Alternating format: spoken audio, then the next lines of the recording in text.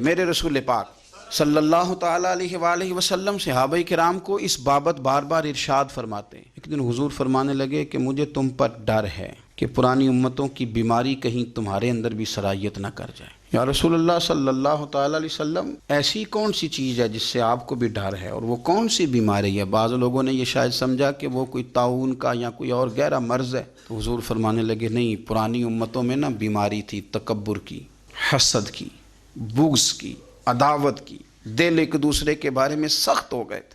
آپ کبھی پڑھے نا بنی اسرائیل والوں کو، فرعون کی فوجیں پیچھے لگی ہوئی ہیں، آگے دریا آ گیا ہے، جناب موسیٰ علیہ السلام حکم دے رہے ہیں کہ رب نے رستہ بنا دیا، نکلو، لیکن ان کا اعلان ہے کہ چونکہ ہم اگرچہ آپ کے ماننے والے ہیں، اگرچہ سارے فرعون کو دشمن جانتے ہیں، پر 12 قبیلے ہیں، آپس میں چونکہ ہماری لڑائی ہے، ایک رستے سے نہیں گزریں گے، ہمیں 12 رستے چاہیے۔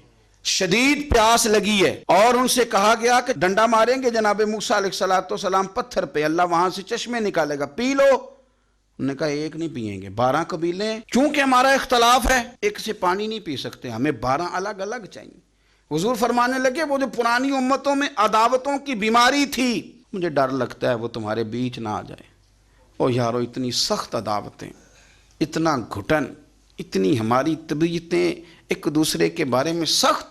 آپ کبھی لوگوں کا لب و لہجہ محسوس کریں، جب وہ کسی کے خلاف گفتگو کر رہے ہوتے ہیں تو ایسے محسوس ہوتا ہے کہ وہ تو شخص شاید مار دینا چاہیے، اتنا برا ہے۔ تھوڑی سی اختلاف رائے کو اتنی شدت کی عداوت بنا لینا۔ کئی اللہ والے چھپ گئے، بہت سارے رب کریم کے بندے تھے جو دنیا چھوڑ کے کونوں میں لگ گئے، انہوں نے کہا اور نہیں گزارا ہوتا ہو بھائی۔ میں کسی کمزور آدمی کی بات نہیں کرنے لگا، ایک دلیر آدمی، حسبن نسبن اخلاقن مروتن، ہر تعلق سے شانوں والے، حضرت امام جعفر صادق رضی اللہ تعالیٰ عنہ، اتنے بڑے آدمی کہ امام اعظم ابو حنیفہ جیسے لوگ کہتے ہیں کہ اگر 2 سال امام جعفر صادق کے پاس نہ رہتا تو ابو حنیفہ ہلاک ہو جاتا۔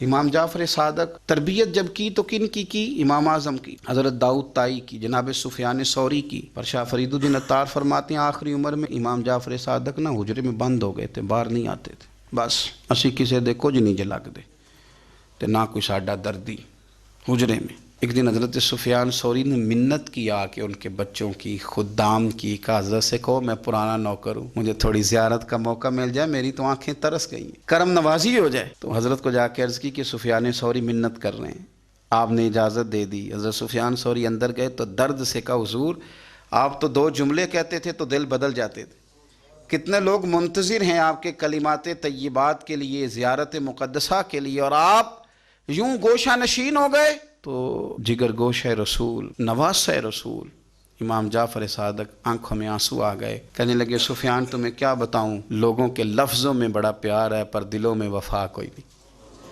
او بے قدراں کچھ قدر نہیں کیتی خوب تسلی ہو، اے دنیا دار پجاری زرد کتیاں دے گل ٹلی، قدر نہیں کی لوگوں نے۔ اب بس، اب میں اپنا آخری وقت اپنے رب رسول کے ساتھ گزارنا چاہتا ہوں۔ لوگوں کے لفظوں میں بڑی وفا ہے پر دلوں میں ان کے وفا، یعنی امام جعفر صادق جیسے لوگ چھپ گئے۔ ہم اپنے رویوں سے اگر ان چیزوں کو نکالیں گے، دلوں کو صاف کریں گے، تو بڑے بڑے قیمتی وجود ہیں جن سے ہمارا رشتہ قائم رہے گا۔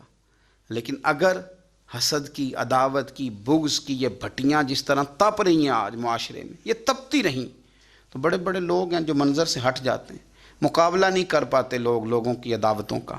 رب کریم کا بندہ صاف دل ہوتا ہے، وہ حسد بغض عداوت کا مقابلہ نہیں کرتا، وہ کونے میں ہو جاتا ہے، وہ کہتے میں اس دوڑ والا نہیں ہوں۔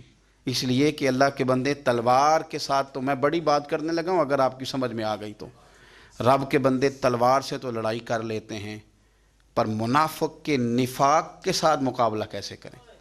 وہ کس طرح اپنے آپ کو منافق بنائیں؟ وہ کس طرح کر کے اس جگہ پہ آ کے سازش کریں جہاں چھوٹے لوگ سازش کرتے ہیں، پھر وہ بچنے لگ جاتے ہیں۔ یہ دوری نکتہ چی ہے، کہیں چھپ کے بیٹھ جا، جس دل میں تو مکی ہے وہیں چھپ کے بیٹھ جا، پھر وہ لوگ نکل جاتے ہیں۔